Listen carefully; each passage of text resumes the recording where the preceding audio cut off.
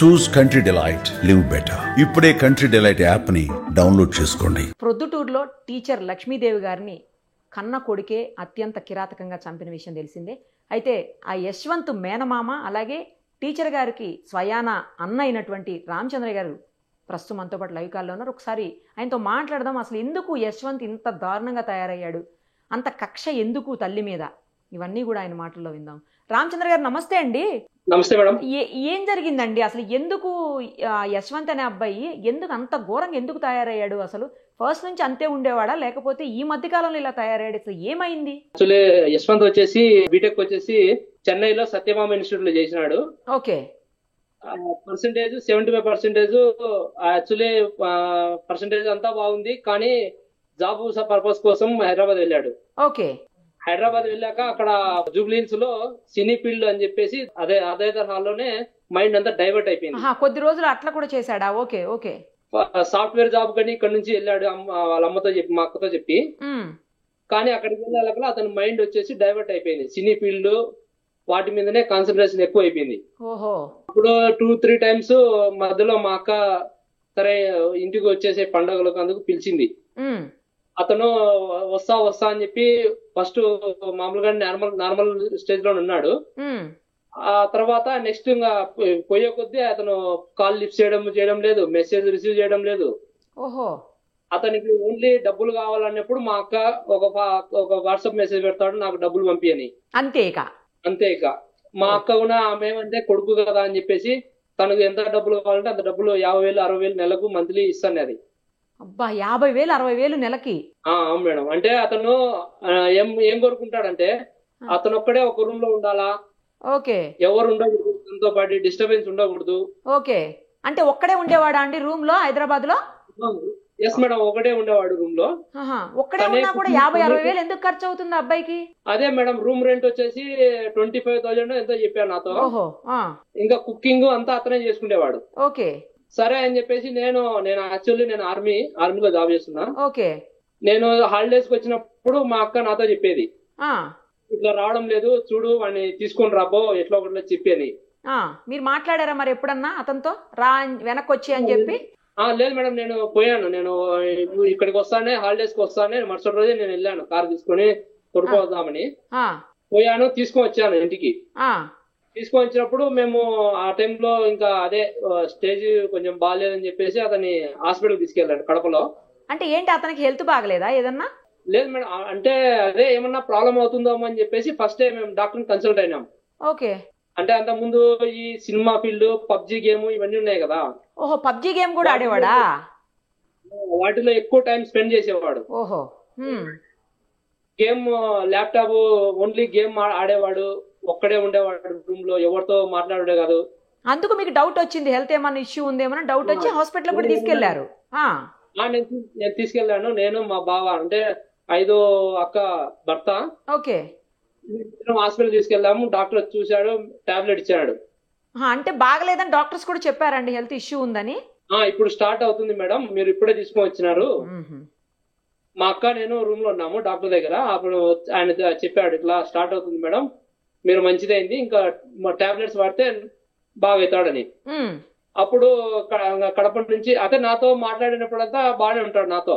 Okay. మామ అని చెప్పి మాట్లాడము, మళ్ళీ టాబ్లెట్ వేసుకున్న తర్వాత 1 మంత్ బాగానే ఉన్నాడు. వాళ్ళ అమ్మతో కూడా బాగా ఇంట్లో ఉండడము, మంచిగానే ఉన్నాడు. అయితే టాబ్లెట్స్ వాడాక 1 మంత్ బాగానే ఉన్నాడు. బాగానే ఉన్నాడు. కాకపోతే ఏంటంటే మేడం, ఆ టాబ్లెట్స్ వల్ల వాడికి కొంచెం సైడ్ ఎఫెక్ట్ వచ్చింది. అంటే ఏదంటే మనిషి ఆటోమేటిక్ గా వెయిట్ పెరగడం స్టార్ట్ అయింది. ఓహో. దానివల్ల అతను ఏం చేశాడంటే డిస్కంటిన్యూ చేశాడు మెడిసిన్. ఓకే. డిస్కంటిన్యూ చేసిన తర్వాత ఆ 1 మంత్ 1.5 మంత్ బాగున్నాడు. ఆ టైంలోనే వాళ్ళ అమ్మను కొంచెము అదే నేను బాగుంటా, ఇప్పుడు నేను పోయి జాబ్ చేసుకుంటా, ఇప్పుడు నన్ను పంపి చెప్పు మామకు అని చెప్పి వాళ్ళ అమ్మతో చెప్తే, వాళ్ళ అమ్మ సరే అడిగింది కదా అని చెప్పేసి నేను కూడా సరే వాడు బాగుంటే మేలే కదా వెళ్ళి పంపించాను. నేను హైదరాబాద్కి వెళ్ళాడు. మళ్ళీ అదే 1 మంత్ తర్వాత మళ్ళీ ఫోన్ చేయకుండా ఉండడము, వాట్సాప్ లో మెసేజ్ చేయడము, డబ్బులు పంపించడము. ఓకే. మళ్ళీ అదే సేమ్ మళ్ళీ అదే స్టేజ్ లోకి వచ్చాడు. ఓకే. మళ్ళీ ఇంకోసారి నేను వచ్చినప్పుడు హాలిడేస్ కి, అప్పుడు మా అక్క ఏమైందంటే ఇంకా ఏడ్చి ఇంకా కాదు లేపి వాడిని తీసుకొని రాబో అని చెప్తే నేను మళ్ళీ పోయి మళ్ళీ తీసుకొని వచ్చిన. నాతో వచ్చేటప్పుడేమో బాగానే ఉంటాడు. ఇక్కడికి వచ్చిన తర్వాత మా అక్క ఏదంటే ఎవరు వాళ్ళ అదే కొలీగ్స్ చెప్పినారని చెప్పేసి, అంటే వాళ్ళ టీచర్లు వాళ్ళు వీళ్ళు చెప్పారని చెప్పి ఎక్కడో నాటు వైద్యం ఇస్తే బాగుంటది అదేదో చెప్తే సరే అని నేను తీసుకొని వెళ్ళా. నీ సంతృప్తి కోసం తీసుకుపోతానని చెప్పి నేనే తీసుకెళ్ళా దగ్గరుండి. తాపాము. అప్పుడు కూడా 15 days ఉన్నాడు, బాగానే ఉన్నాడు. ఆ తర్వాత ఏమైందంటే మేడం మళ్ళీ అతను వచ్చేసి మా అక్కను కొంచెం ప్రెజర్ చేసినాడు. నేను ఇప్పుడు పోయిన తర్వాత నీకు ఫోన్ చేస్తా, వీడియో కాల్ మాట్లాడతా డైలీ, జాబ్ ఇప్పుడు నేను జాబే చేయడానికి ట్రై చేస్తా అని చెప్పి మా అక్కతో మాట్లాడి హైదరాబాద్ లో ఇన్స్టిట్యూట్ జాయిన్ అవుతా అని చెప్పి మా అక్కను తీసుకెళ్ళాడు. నేను అప్పుడు డ్యూటీలో ఉన్నా. మళ్ళీ హైదరాబాద్ వచ్చేసాడు. మళ్ళీ హైదరాబాద్ మా అక్క, మా బావ, మా యశ్వంత్ ముగ్గురు విన్నారు. మా అక్క ఇన్స్టిట్యూట్ లో అతనితో మాట్లాడి అంతా జాయిన్ చేసి మంత్లీ 25,000 కట్టేటట్టుగా 6 months అంటే కోర్స్ కోసం అండి, వేరే ఏదన్నా కోర్స్ కోసం జాయిన్ చేశారు మళ్ళీ? అవును మేడం, కోర్స్ కోసం. మళ్ళీ మా అక్క వచ్చేసిన తర్వాత 1 month 2 months బాగానే రిప్లై ఇవ్వడము మాట్లాడడము జరిగింది. ఈ మధ్య కాలంలో ఏమైందంటే మా అక్క కొంచెము యాక్చువల్లీ మా అక్క పోలియో వచ్చి కాలు కొంచెం ప్రాబ్లము, ఆమె కింద పడింది. కింద పడతానే కొంచెం బోన్ అవి విరగడం వలన డాక్టరు రెస్ట్ తీసుకోమన్నారు 3 months. 3 months రెస్ట్ తీసుకోమంటే సరే అని చెప్పేసి మా అక్క ఇట్లా కింద పడినా నువ్వు రారా అని చెప్పి వాడికి కాల్ చేసింది. వాడు అప్పుడు నేను సరే నేను రాలేను కానీ మాట్లాడతా అని చెప్పేసి వీడియో కాల్ మాట్లాడేవాడు అప్పుడు కూడా. ఇప్పుడు రీసెంట్ గా ఏమైందంటే మేడం వాడు కాలేజీ ఇన్స్టిట్యూట్ వాళ్ళు అని చెప్పేసి మా అక్కకు తెలిసింది. తను బాధపడి ఏం ఎట్లా చెప్పినావు నాకు, నేను వెళ్తానా అని చెప్పినావు, జాబ్ సాఫ్ట్వేర్ కోచింగ్ కాకుండా సినీ ఫీల్డ్ కు అని చెప్పేసి అక్కడ పోతున్నాడు, ఆడిషన్స్ అవి ఇవి ఏవో అని చెప్పి వెళ్తున్నాడు. అంటే బహుశా యాక్టింగ్ కోర్స్ నేర్చుకుంటున్నాడేమో. ఎస్ మేడం, యాక్టింగ్ నేర్చుకోవాలా, నేను కావాలా, డైరెక్టర్ కావాలా, యాక్టర్ కావాలా అని చెప్పి వాడి ఆలోచన అంతా వేరుగా ఉండేది.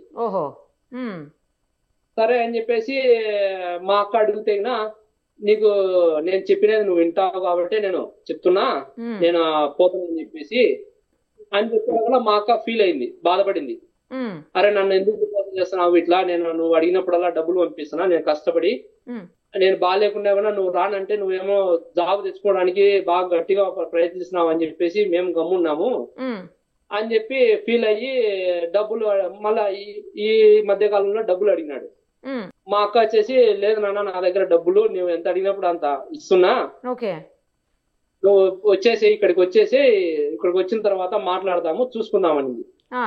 అతను లేదు నాకు డబ్బులు కావాలా అని చెప్తే రూమ్ రెంట్ కట్టాలన్నాడు.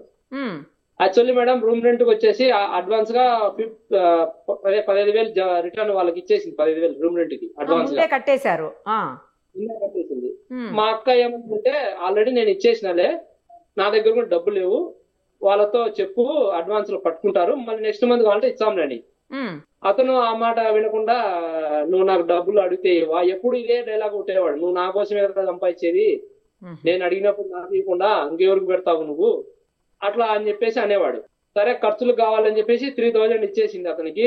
మొన్న నిన్న ఇంటికి వచ్చాడు కదా హైదరాబాద్ నుంచి, ఆ ముందు నైటే మేడం 3,000 సెండ్ చేసింది అమౌంట్, వాడు ఖర్చులకు ఏమైనా ఉందేమో లే పాపం అని చెప్పి.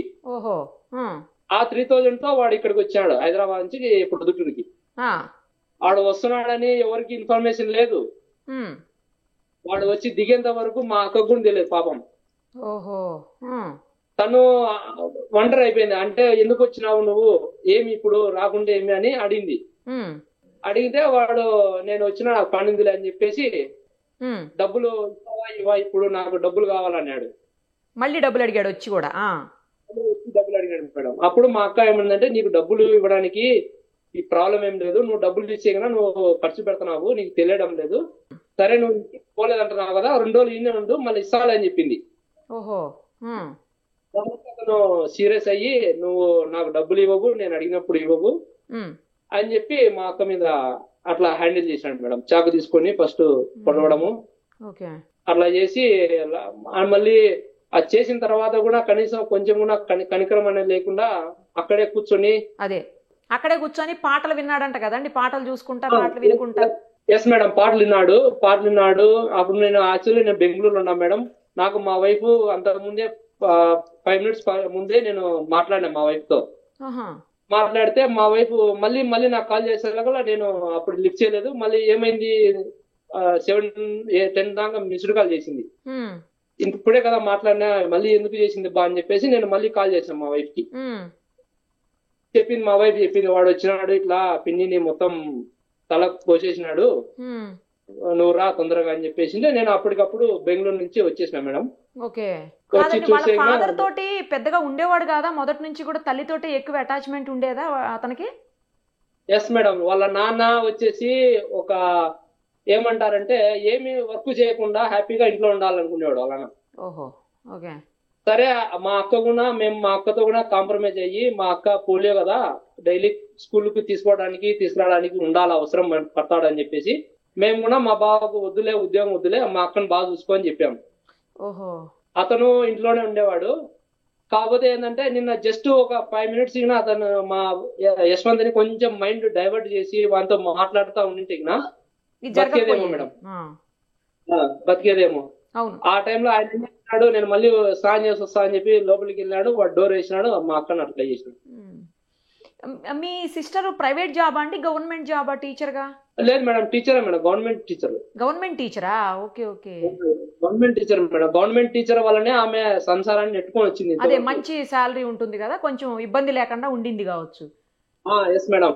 సత్యభామ కాలేజీలో పర్ ఇయర్ 5 lakhs వరకు వాడిని పెట్టి చదివించింది. బాగా చదవాలా, వాడు మంచి పొజిషన్ లో రావాలని. అబ్బా. ఖర్చు పెట్టి చదివించింది సత్యభామ ఇన్స్టిట్యూట్ లో. ఇంటర్మీడియట్ నెల్లూరు నారాయణ కాలేజ్ చదివించాను, నేనే జాయిన్ చేసిన 2 years. అప్పుడంతా బానే ఉన్నాడు అయితే? అప్పటి వరకు బాగానే ఉన్నాడు మేడం. చెన్నైలో సత్యభామ ఇన్స్టిట్యూట్ లో ఉన్నంత వరకు బాగానే ఉన్నాడు. జాబ్ పర్పస్ అని చెప్పేసి హైదరాబాద్ కి వెళ్ళాడు. అక్కడ వాడి మైండ్ అంతా చేంజ్ అయిపోయింది. ఇక పబ్జీలు ఆడడం, అక్కడి నుంచి ఏవేవో వీడియోస్ చూడడం, ఇవన్నీ స్టార్ట్ చేసినట్టుంది. స్టార్ట్ చేశాడు మేడం. దాని వల్ల కొంచెం మేము అనుకున్నాము మెంటల్లీ ఎఫెక్ట్ అయినాడు వీడు అని చెప్పేసి ట్రీట్మెంట్ స్టార్ట్ చేశారు. మీరు ఆ రకంగా కూడా ట్రీట్మెంట్ ఇప్పించారు కదా, అలా కూడా మీరు జాగ్రత్త పడ్డారు నిజానికి? స్టార్టింగ్ నేను హైదరాబాద్ వస్తానే నేరుగా కడపకి తీసుకెళ్ళాను మేడం. అవును, మీరు అది కూడా డాక్టర్ వచ్చేసి ఆయన మంచిగా చూస్తాడంటే ఆయన దగ్గరికి తీసుకెళ్ళాం. ఆయన కూడా చూసినాడు. ఆయన చెప్పినాడు, ఇప్పుడే స్టార్టింగ్ స్టేజ్ సార్, మీరు ఇప్పటి నుంచే అలర్ట్ అయినారు, పర్లేదు వాడండి అన్నాడు. మీరు ఇప్పుడు చంపేసిన తర్వాత పాటలు వినుకుంటా పాటలు చూసుకుంటా అక్కడే కూర్చున్నాడు. తర్వాత అతనిలో కొంచెం అయినా తప్పు చేశానన్న ఫీలింగ్ ఏమన్నా కనబడిందండి? అసలు అలా ఏం కనబడలేదు అతనిలో? ఏం లేదు మేడం, వానిలో ఫీలింగ్ లేదు. మళ్ళీ మా అక్క చనిపోయింది, సొంత అమ్మ చనిపోయింది అని వానికి ఆ ఫీలింగే లేదు. బాధ కూడా లేదు? లేదు మేడం. వాడు వాళ్ళ నాన్నతో అన్నాడంట, నీ పిల్లల్ని చంపేసినా ఆడ పడింది, పోయి చూడు అన్నాడంట. ఇప్పుడు ఏంటి వాళ్ళ నాన్నగారు జైలు నుంచి వదిలిపెట్టండి, తల్లికి తలగొరివి పెట్టాలి, వదిలిపెట్టండి, వాడికి మెంటల్ గాను తర్వాత ఫిజికల్ గా కూడా హెల్త్ బాగలేదని ఏదో అంటున్నారని విన్నాము, నిజమేనండి? అలా అడుగుతున్నారు వాళ్ళ నాన్న? లేదు మేడం, అది యాక్చువల్లీ వాళ్ళ నాన్న అడగడం కంటే మేమే అన్నాము. ఎందుకంటే మా అక్కకు వాడు ఎంత చేసినా కూడా, వాడు కొట్టినా తిట్టినా వాడి మీదనే ప్రేమ ఉండేది. ఒక్కడే కొడుకు కాబట్టి అందుకోసం సరే ఆమె ఆత్మ శాంతించాలని చెప్పేసి మేము సిఐ గారిని రిక్వెస్ట్ చేయడం జరిగింది. కానీ చంపినోడు వచ్చి తలకొరివి పెడితే ఆ తల్లి ఆత్మ శాంతిస్తుందా అండి? అలా అనుకుంటున్నారా మీరు? అంటే ఇప్పుడు మేడం, వాడు జస్ట్ ఆ టైంకి వాడు ఏదో సైకోలాగా బిహేవ్ చేసినాడు, వాళ్ళ అమ్మని చంపినాడు అని మేము కూడా అట్లే అనుకుని వద్దని ఫస్ట్ ఫిక్స్ అయినా మేడం. వాళ్ళ ఫాదరు, వాళ్ళ రిలేషన్ అంటే మా బావ వాళ్ళ రిలేషన్ వాళ్ళు, వాడు వచ్చి పెడితే బాగుంటది అంటే మేము కూడా సరే అయితే పెట్టినీళ్ళు అని చెప్పేసి సిఐ గారిని రిక్వెస్ట్ చేశాం. పెట్టాడండి? వాడే పెట్టాడు? ఇప్పుడు హయ్యర్ అథారిటీస్ పర్మిషన్ వల్ల కొంచెం ప్రాబ్లం అయ్యి లేదండి సార్ పంపిలేమని చెప్పాడు. ఇంకా మేము కూడా రూల్స్ అండ్ రెగ్యులేషన్స్ వల్ల ఏమైనా ప్రాబ్లం ఉందేమోలే, ఇంకా వద్దులే అని చెప్పేసి మేము పెట్టలేదు, వాడు రాలేదని వదిలేసినాం మేడం. మా బాబాయ్ పెట్టాడు. ఓకే. చిన్నప్పటి నుంచి ఎంత అడిగితే అంత డబ్బులు ఇచ్చి ఏది కావాలంటే అది కొనిచ్చి చాలా అతి గారాబంగా పెంచారు అని అంటున్నారండి, నిజమా? అది అలాగే చేశారా? కరెక్ట్ మేడం, అతి గారాబంగానే పెంచింది. తను ఏం అడిగితే అది, ఏం కావాలంటే అది కొనిచ్చింది. వాడికి ల్యాప్టాప్ కావాలంటే 70,000 ఓన్లీ గేమ్ ఆడటానికే ల్యాప్టాప్ కొనిచ్చింది. గేమ్ ఆడుకోవడానికి ల్యాప్టాప్? బీటెక్ అయిపోయిన తర్వాత ల్యాప్టాప్ అడిగితే అప్పుడు నేనేమన్నా అంటే ఎంఎస్ ఆఫీస్ ఏమన్నా నేర్చుకుంటాడేమో, దాంతోనే కదా అంతా ఉండేది వర్క్, సరే అని చెప్పాను. సరే కొన్ని పీలు అని చెప్పినాం. కానీ అతను ఏం చేశా అంటే వీడియో గేమ్ పబ్జీలు ఇవి ఆడడానికి ఫ్రీ ఫైర్ అవి ఇన్స్టాల్ ఫ్రీ ఫైర్ చేశాడు పబ్జీలు అన్ని. అన్ని. బాబా బాబా. ఆ గేమ్ ఆడేటప్పుడు ఓన్లీ హెడ్ ఫోన్స్ పెట్టుకుంటాడు మేడం. పక్కన ఏం జరుగుతుంది ఏం పట్టించుకోడు ఇక.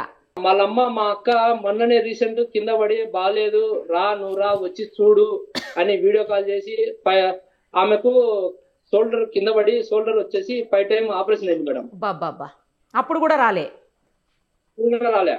మేము ఇంకా వాడిని హ్యాండిల్ చేసి ఇంకా సరే వాడు మారతాడు అని చెప్పేసి మేము కూడా వెయిట్ చేసాం.